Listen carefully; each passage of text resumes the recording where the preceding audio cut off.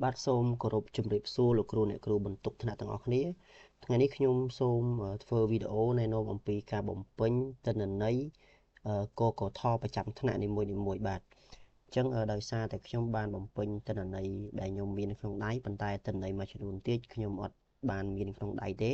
អញ្ចឹងសូមសនំពរឲ្យលោកគ្រូអ្នកគ្រូជួយបំពេញនៅក្នុងលីងនេះបាទអញ្ចឹងខ្ញុំនឹងយកថ្នាក់ទី 7A ធ្វើជាឧទាហរណ៍បាទមុនគេបាទ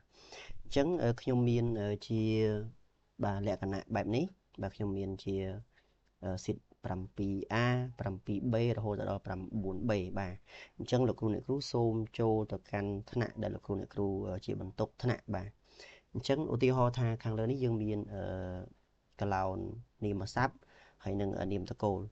នេះសម្រាប់ដំបូងខ្ញុំបានដាក់តួនាទីឲ្យគឺជាប្រធានកិត្តិយសទី2គឺជាប្រធានទី3គឺជាអនុប្រធាន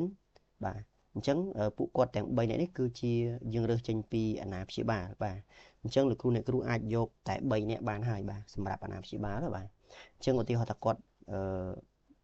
តួនាទីរបស់គាត់ជាអីជាឯកឧត្តមជាលោកជំទាវជាលោកបណ្ឌិតលោកស្រីបណ្ឌិតឬក៏អុកញ៉ាឬក៏ព្រះតេជគុណឬក៏លោកស្រីធម្មតាឬក៏កញ្ញាបាទអញ្ចឹងនៅក្នុងចំណុចនេះប្រហែលជាគាត់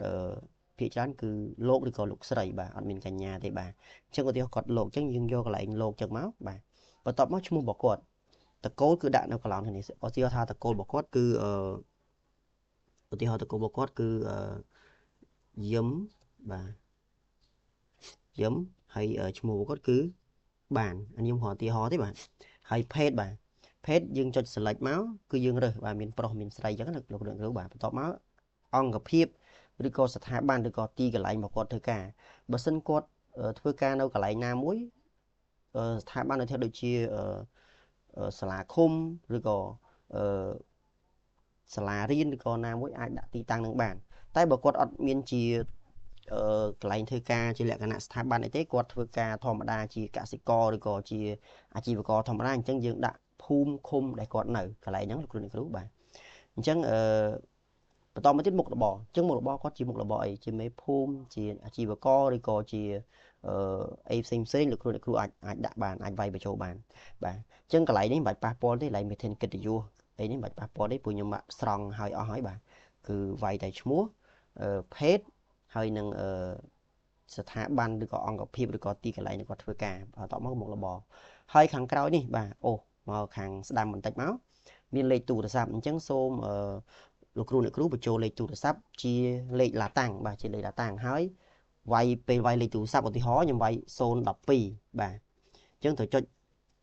បាទដកឃ្លាមួយសិនបាទវាមានលេខ0បាទអញ្ចឹង1 2 3 4 5 6ឧទាហរណ៍ណាខ្ញុំឧទាហរណ៍បាទអញ្ចឹងតើតែយើងដកឃ្លាទៅលេខ0ហ្នឹងវានៅបើសិនជាវាយជាប់គ្នាដកឃ្លាទេលេខ0ហ្នឹងវាអត់មានទេបាទហើយសូមវាយជាលេខឡាតាំងបែបនេះហើយសម្រាប់ថ្នាក់ទី7 AI ផ្សេងគឺមិនបាច់រើសទេគឺខ្ញុំរើសជូនហើយនិយាយទៅកន្លែងណាដែលខ្ញុំបានរើសជូនស្រេចគឺមិនចាំបាច់ប៉ះពាល់ទេបាទប៉ុន្តែកលេចមើលពីកន្លោននេះបាទពីកន្លោននេះខ្ញុំរើសឲ្យស្រេចដើម្បីឲ្យប្រព័ន្ធចាប់ទេប៉ុន្តែលោកគ្រូអ្នកគ្រូសូមរើសជាក់ស្ដែងឧទាហរណ៍ជីវភាពរបស់គាត់ចុចមកតែគាត់ជីវភាពល្អប្រសើរល្អបង្គួរមធ្យមឬក៏គាត់ជីវភាពលំបាកអញ្ចឹងលោកគ្រូអ្នកគ្រូរើសតាមជាក់ស្ដែងបាទហើយអានេះខ្ញុំអត់តន់ប៉ះពាល់ទេហើយបន្ទាប់មក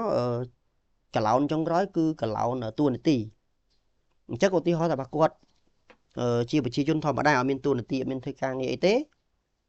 គឺរើសប្រជាជនប៉ុន្តែបើគាត់ជាមេឃុំបាទឬក៏ក្រុមប្រឹក្សាឃុំសង្កាត់ឬក៏ស្មៀនឬក៏មេភូមិអនុភូមិប្រសង់អាចារ្យវត្តបាទនគរបាលទៅមានច្រើន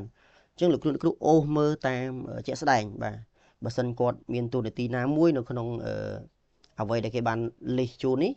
សូមយកមកចុច select ជ្រើសរើសយកពួកគាត់ចោះបាទខ្ញុំសូមយកប្រជាជនសិនដោយសារតែខ្ញុំអត់ដឹងបាទអញ្ចឹងការបំពេញនេះគឺមានតែប៉ុណ្្នឹងទេហើយចំណែកមកនេះកន្លោនលោកគ្រូអ្នកគ្រូគឺខ្ញុំបានភ្ជាប់ជូនរួចហើយលោកគ្រូអ្នកគ្រូគឺជាសមាជិកអឺនៅក្នុងនេះខ្ញុំបានដាក់ឲ្យឧទាហរណ៍ថា 7A លោកគ្រូវ៉នសុជាអញ្ចឹងខ្ញុំពេញតិន័យជូនឲ្យអញ្ចឹងលោកគ្រូគ្រាន់តែឆែកមើលបន្ថែមទៅថាលេខទូរស័ព្ទត្រូវឬក៏មិនត្រូវអញ្ចឹងណាចំណែកឯសិស្សគឺយើងយក3នាក់អញ្ចឹងខ្ញុំបានដាក់ប្រុស1ស្រី2មានន័យថាលោកគ្រូមិនចាំបាច់ដូរភេទមិនចាំបាច់ដូរមុខងារ នាមប្រស័ព្ទនេះទេគ្រាន់តែរើសសិស្សប្រុសម្នាក់និងសិស្សស្រី2នាក់ដាក់ចូលមកហើយបន្ទាប់មកកន្លែងមុខងារនេះលោកគ្រូឲ្យដាក់ជាសិស្សបាទដាក់សិស្សចឹងមកបាទបាទអញ្ចឹងបន្តមកទៀត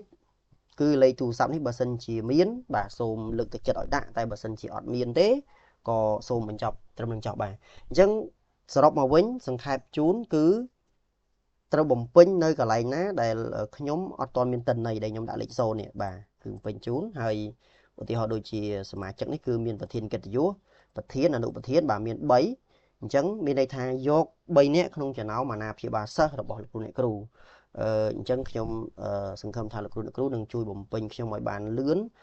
តាមដែលធ្វើទៅបានដោយសារតែគេបញ្ញាប់ការងារដែរបាទអញ្ចឹងខ្ញុំសូមអរគុណសូមគោរពលាបាទ